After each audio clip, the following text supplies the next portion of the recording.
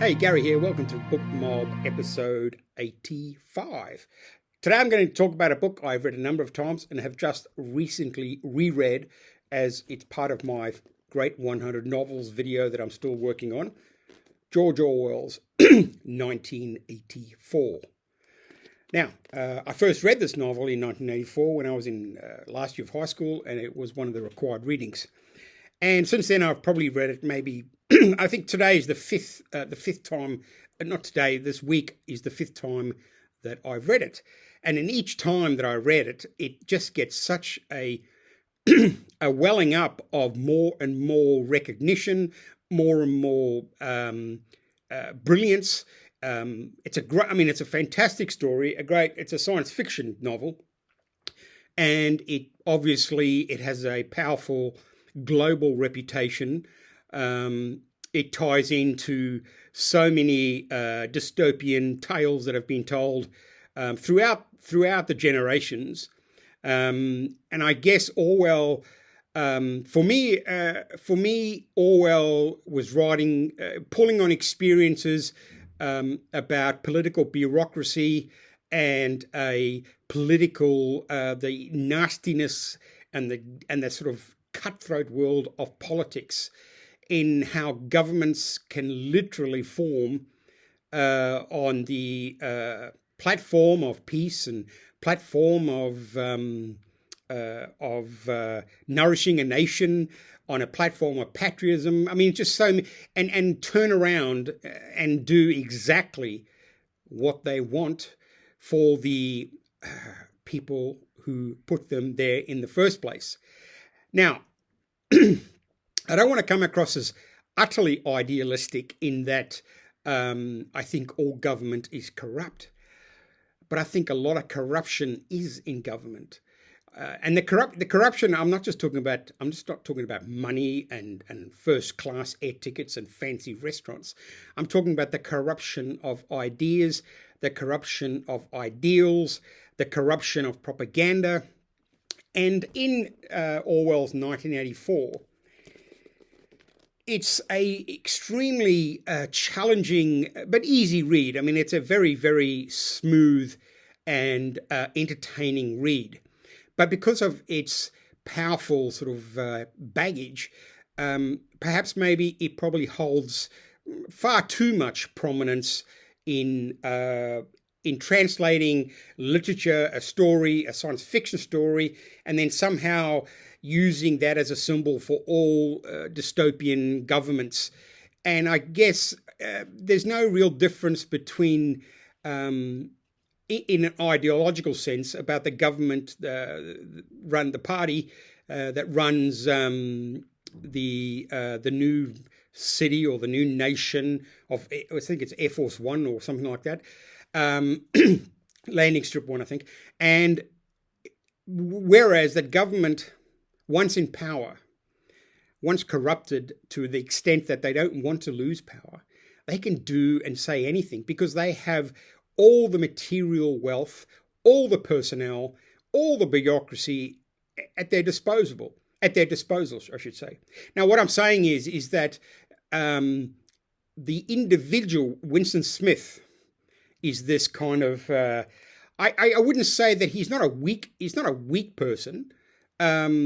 I guess he's idealistic in the sense that he truly believes that changes can be made from the bottom up, which I personally don't think is realistic. You can make individual challenges, you can create an individual mess, you can do things that bring a government into trauma. But as Winston Smith is so desperate, he can't even recall his own childhood. That's how brilliant the government has been, is that they have just removed words, they've removed history books, they've removed the memory. They've taken away his own childhood memories purely by this incessant and constant surveillance, making everyone look left, right, up and down because they don't even trust themselves. I mean, there are scenes where people who have been arrested are happy to be arrested. They are pleased that finally their child has turned them in. or that they didn't even know that they were so nasty and so against Big Brother, that thank goodness someone has had the courage to turn them in.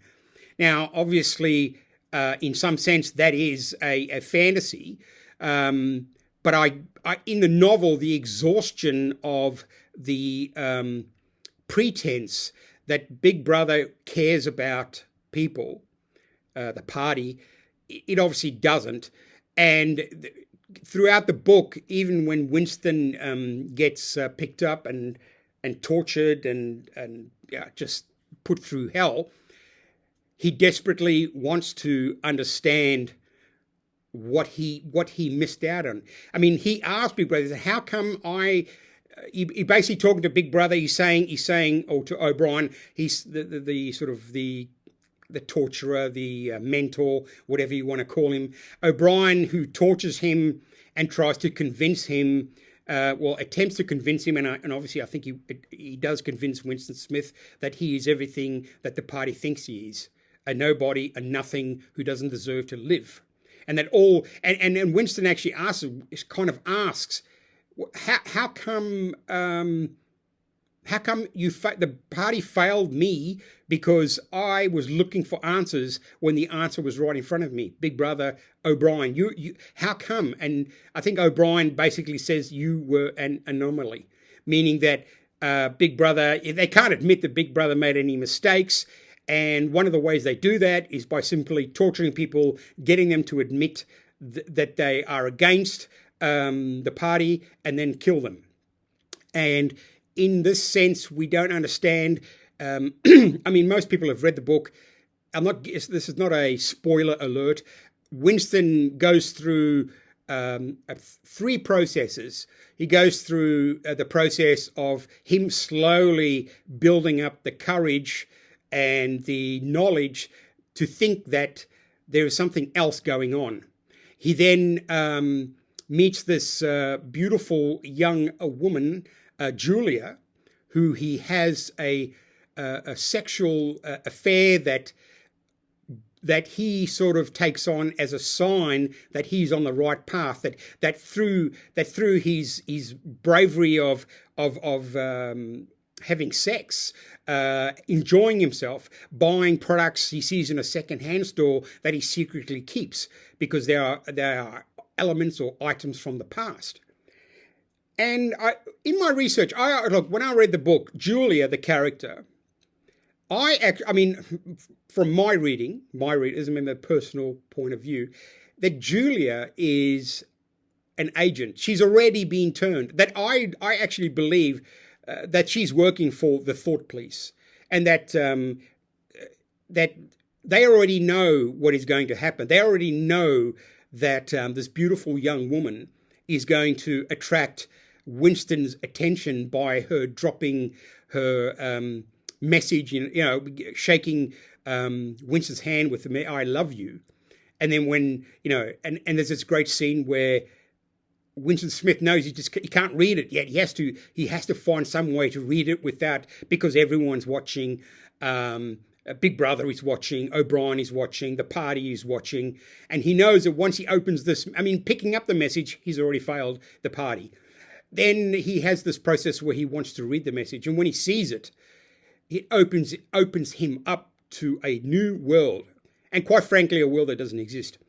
Now, in the research I've done, most people, or most reviewers or critics or academics, they really don't think that in actual fact, they find anyone who says that Julia is a plant, a project already in motion to bring Winston down. They already, it's almost like, don't be ridiculous.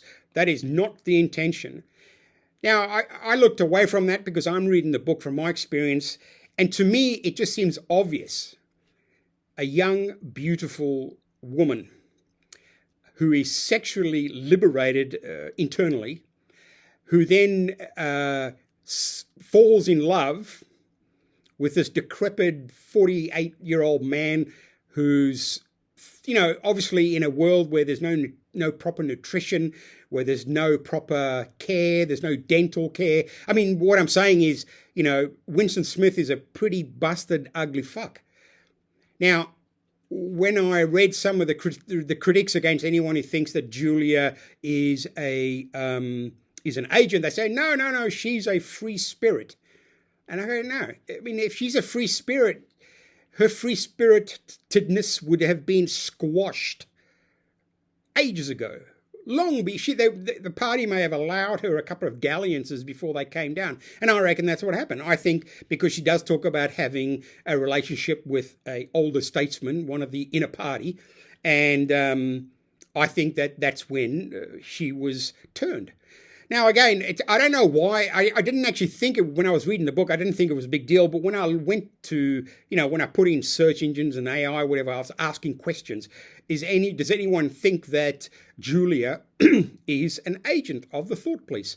And it's amazing, this sort of anti-Julia being a agent of the thought police. And I'm going, I'm quite surprised, because in this version of my read, this is, like I said, the fourth or fifth, I think, I read it entirely convinced that Julia has already been turned, in fact, is just another tool of this horrible sort of vile political world, where a few elite, again, we have that word, oligarchs, elites, people in control, a small number of people who basically take care of everyone else.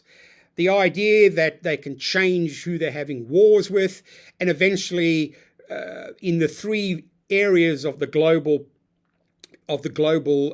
arena, you get the feeling that what they've decided to do is, because Winston Smith reads Goldstein's book, and basically Goldstein is some kind of so-called sort of saboteur. And again, it's just another book written by the inner party, in case anyone does slip up, someone like Winston, to give them a false sense of a future. Now, basically, Goldstein is basically saying that there's no real need for war amongst the three real war I'm talking about. So they have pretend wars. And what they do is they fire missiles on their own population to keep them in a state of constant, incessant war. The economy runs on a constant war footing. Death, destruction, repair, peace, quickly followed by another skirmish, by another war. But again, the wars are all done to each other. The three separate global sort of unions, who obviously at one time must have been at war, but after so many years of knowing there's no point fighting, because everyone has really got everything they want in the three different areas of the world. But they have to keep their people in line. And one of the ways they do that is just keep people worrying about the future, worrying about what's coming up next, worrying about where they're going to worrying about their children, worrying about food, worrying about water, a constant state of inertia. And they've basically turned every single person against each other. I mean, this is obviously happened in Soviet Russia. Famously, it happened in Romania during the Cold War, where every second person was a paid informant by the government to spy on their neighbours, and the neighbour they're spying on is spying on the neighbour downstairs, and the person downstairs is spying on the bloke in the top. So everybody trusts no one. It's the perfect weapon to control a society that is forever on the brink of collapse, but never collapses, because the government, the inner party, controls everything: the food, the water, the wars. And they always bring people close to a collapse, and then they're saved, and then they go through a rebuilding phase, and then they have could you imagine? There's no joy, there's no sense of peace, and it doesn't take much. Once you grab children, you bring children into indoctrination centers, you break down the family. You make sure the children grow up hating their parents. And the only way that children can please the inner party is by telling on their parents. And again, this is not unusual. This has happened during the Cold War. I mean, it happens everywhere. Even now on social media, Someone will criticize someone at a school or whatever. Even during COVID, the amount of people who happily, Daddy's going outside for the second time today, blah, blah, blah. He's not wearing a mask, blah, blah, blah. He hasn't been vaccinated, blah, blah, blah. I think people, when they feel that they're doing good, will do it. And I'm not saying I'm some hero. So I'm just observing. The book is talking about human beings who are controlled. I think all versions of control, go from the village level, 5,000 years ago up to metropolises today. We're all under surveillance. We've all got phones. I mean, even Australia's got this on the 10th of December. In Australia, we have this an online safety amendment act that was originally proposed, I think, in 2024. But basically, the act is coming along and it's preventing people under 16 from gaining access to social media. Gee, I wonder what that's about. I mean, really, when you think about what is that about? Why do you want to stop 16-year-olds from looking at the world? And the only things that the government will allow them, we think you should look at this. I mean, this is the classic case of there's already laws in place for pedophiles and for scammers. And I'm not saying that just the laws obviously don't chase them all away. It's a constant battle. But we don't need more and more control over people by unknown government entities you don't even know. I mean, look what's happening in England, for goodness sake. And I looked up, I wanted to find out. I said, I went into Google because I wanted to search the online safety amendment. And I asked, what changes will this amendment have for people over 18? Now, and it basically, it says, while most adults will see little change, these new laws may impact individuals who use pseudonyms for safety, or those who have their own privacy concerns related to the new age verification requirements for services that are often also used by those over 18. So, regardless of that, it's for under 16, everyone is somehow, I have no idea how this is going to be implemented. We'll find out in a couple of days. So if you go, if I wake up on the 10th of December and I open Facebook or Instagram or YouTube and it says, in Australia, if you're an Australian, you must now verify who you are. And I go, but I've already done that. I've already verified that. And it won't let me until I verify it. I'm assuming I have to re-verify myself. And once you re-verify yourself, I guess you then move from pre-December 10 to post-December 10, and we're being told that same with Winston Smith. We're being told that it doesn't concern you if you're over 16. This is for the protection of children. We have so many laws already protecting children. Why do we suddenly need this law? Because again, when you look into it, you ask the question of the government that's doing this, can I then be subjected to harassment from someone, and then what do? I now can report them. If I feel, is it based on how I feel? Now the government says, no, it's not going to be based on bullshit. It just means that if you say something that someone doesn't like, and that they then go, that's hurtful, that's hate speech, that's disgusting, whatever it is, all they have to do then is say, yeah, this person who's verified on blah, blah, blah.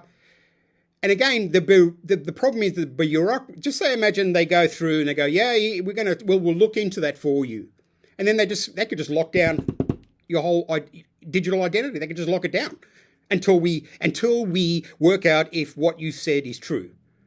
That could be minutes, days, years. Who knows? This is the problem with people who hate hearing something they don't like.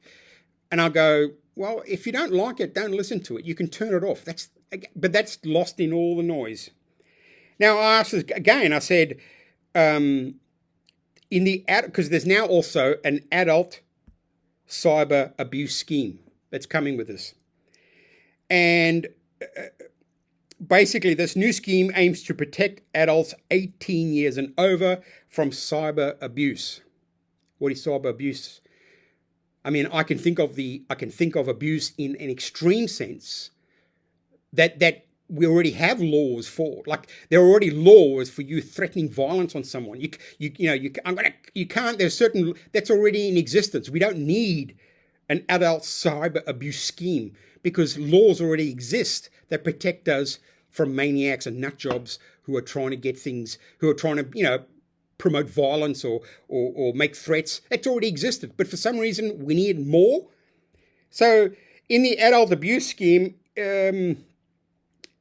abuse is considered to be online communication, such as posts, messages, image, so everything that is menacing, harassing, or offensive as intended to cause serious harm to a person aged 18 years and over.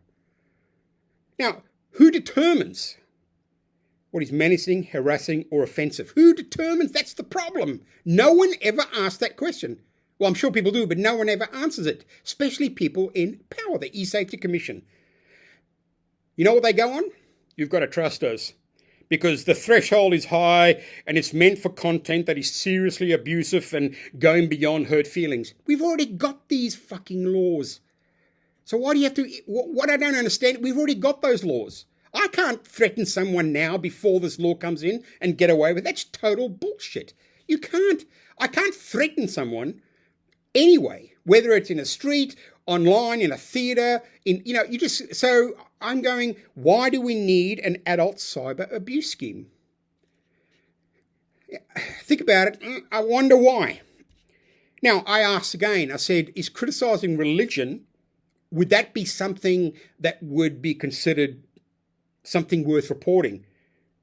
Yes, criticising religion can be an issue, especially if it targets an individual with threats, harassment, or vilification, which falls under the definition of adult cyber abuse and online hate. Now again, who determines what is threats, harassment, or vilification? And if someone says that you've vilified them, you've harassed them, and you've made threats, and you feel that you haven't, who suffers? The person complaining about your off-the-cuff remark? No, the person who made the remark is going to suffer the consequences until the government bureaucracy, which I'm telling you is fucked. It is going to take months and years to clear your name. They just won't, they'll just simply, they can write the language to create the crime. And and the reason I'm on this high bloody horse is because I didn't read 1984 with this intention, but it does get into many aspects of George Orwell's 1984. And one of the, I looked up for the government e-site again, and I said, can I unknowingly commit adult cyber abuse? And yes, you can.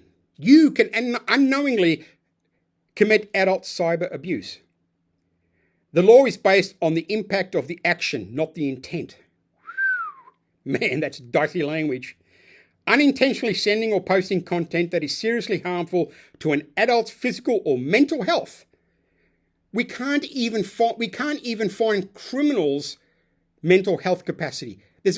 So now they're going to work out, my harm or the harm of that meme or that post or that comment could be considered abuse, even if the abuser didn't mean it. See, they didn't say the user, even if the abuser didn't mean for it to have that effect. So already they've turned the person into an abuser. They didn't say user. It's an abuser before user. And this is, plainly this is going to get worse. And one of the other questions I asked, I said, can old posts, comments, posts, memes, blog posts, videos that you've made, that people have to search for, I might add, and have to look for, And yeah, that's also good. You basically, once everything's online, whether people see it or not, if someone sees it 5 years from now, they can turn around and say, oh, look at this abuse, look at this hate, look at this, look at this, look at this. And I guess politicians in this country, both Labor, Liberal, even, I'm not sure on the Greens' position. This is, to them, this is normal. I'd like to find out how many politicians' children will get a bypass. How many of them are going to be saying, it's all right, darling, I've spoken to, so-and-so. It's like anything. When there's a war on, all the politicians' kids go overseas or get sent to camps somewhere else. I mean, it's a classic case of, as in George Orwell's 1984, the elites will always look after themselves. It's in the classic scene where Winston Smith, when he doesn't know he's trapped, but in one of his trapped lessons is that he's told to report to O'Brien's private residence.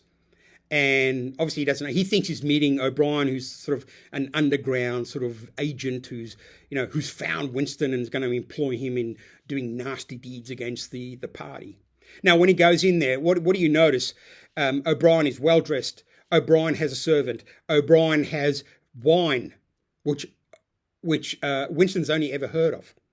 O'Brien has proper cigarettes where the ash doesn't fall out of them. He has cigars, in fact. I mean, this is the classic sort of Soviet rule of the world, is that the people at the top have all the luxuries, have the loudest voices, will kick the little guy, the proles, the scum, the servants. All of them have got to follow the party line. All of them have got to suffer with gruel. But again, for some reason, people think that our politicians don't behave that way even today, which clearly they do. They just do whatever they want within the promise in the circle in which they're at. And the next circle gets better and better and better. So I'm not trying, we don't live in the same world that Winston Smith lives in. There's no, we don't. Our toilets flush, we can get sick and go to the hospital. I mean, those fundamentals so far haven't been touched. Is that if you have a car accident or you break your leg at a footy match on the weekend, chances are you're going to be looked after well. Well, again, that's because the majority of the people working in those industries are the regular people, the regular tax-paying people. So I've heard people compare, this is like 1984. I think 1984 has been around the mindset. The mindset is few people in power controlling everything. And I don't think that's ever changed. What's changed is how we are controlled. In the past, they could round up anyone they want, put them in a uniform.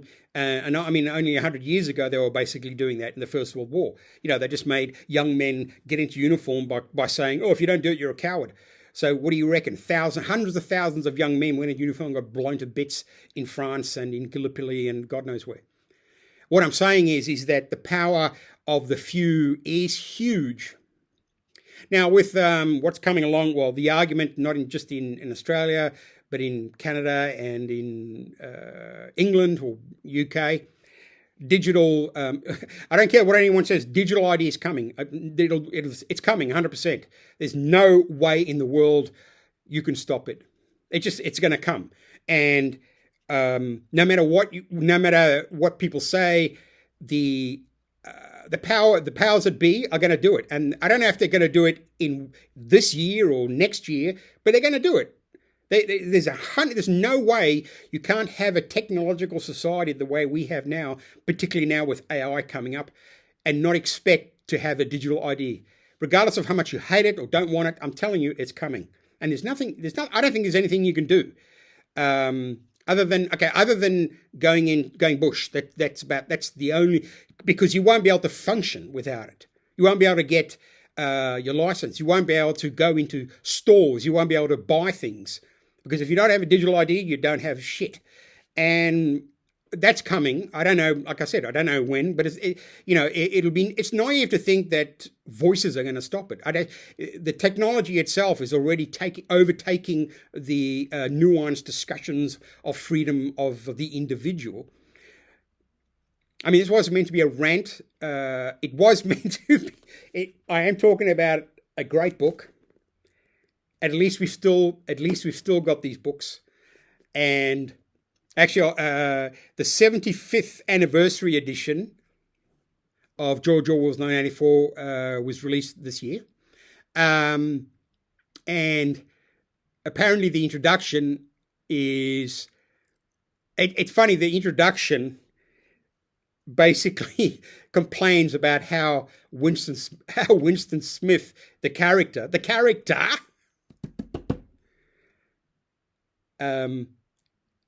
talks about women in the book. I mean, it's fucking unbelievable. Trigger warnings. It says they've got trigger warnings. This is in the introduction to 1984. The introduction to 1984, where they are telling you what to think, how to think, why should you. I mean, the irony is just, the irony is despicable. But again, this is just, I just think technology is moving so fast that digital ID is something that is totally in line with the Australian government's desire to, create an online safety act, create an amendment to create an adult cyber abuse scheme. We've got all these laws. These laws already exist. These laws, and for some reason, I'm a dumb fucking moron. I don't know why they're doing this. I mean, obviously there's a reason, like there's a actual fractal reason that they can have everything on you at any time of the day and control every aspect of your life, to the extent that life here still in Australia, like I said, life is still good. I don't know what this means for 10, 20, 30, 40, when, obviously I won't be here, I'll be dead. But what I'm saying is that this is just the beginnings. This is the beginning of I guess, a society that has to control aspects that, because the government fears instability from ideas, from entrepreneurs, from free thinkers. It's nothing new here. For centuries, free thinkers, people with open ideas, people who fight against dystopian leaders, this has never stopped. It's a different battle space now, in a sense that once digital ID comes through, and I want to go to the hospital, and I go up to the counter, I mean, it's no different really from having a Medicare card. You've got to be able to present, yes, this is me, this is who I am. A digital ID probably, I'm assuming, will, yep, beep, oh yeah, okay, yeah. You know what I mean? It identifies you at a place, at a time, and it puts you in the line for for treatment. That's just one aspect. I guess when you go to the movies, I mean, it's quite easy to say, oh, we're going to use it in theatres and cinemas for safety. So we know, as you walk in, beep, beep, everyone, beep, beep, beep, beep, beep, beep, so that when the fire starts or whatever, beep, beep, oh yeah, we've got 15 people in and 15 people out, that kind of shit, which is just made up. I mean, that means, that some guy could make a film or go to a band and they say something, and then 2 years later they say, oh yeah, you were at this, yeah, what did you think of that line in that song? I mean, that may sound ridiculous, but you don't know. You don't know if stuff that you think or see or say or express, this is the problem, is that those in power don't give a shit. They don't care. They have no desire. They just think about controlling their own lives, and their own lives mean, okay, this is what I do in this government. I control this area, but ultimately the party, as in 1984, the inner party, they'll get the luxuries, they'll get the free passes, they'll get the vaccine waivers. Their children will get the 4 Fs, unfit for service. That's never changed, and I guess it never will. And reading 1984 this last week, it just demonstrates to me I mean, the rottenness of the society of Airstrip 1, where Winston Smith lives, the grottiness, the lack of essential elements that make society, a normal, regular, comfortable society exist. Clean streets, parks, clean water, good food, healthy food. He doesn't have that. We have it now. We have it now. And anyway, great book. It's a great book. Fun read, entertaining. I just finished Matthew Riley, The Detective. I don't know. It was okay.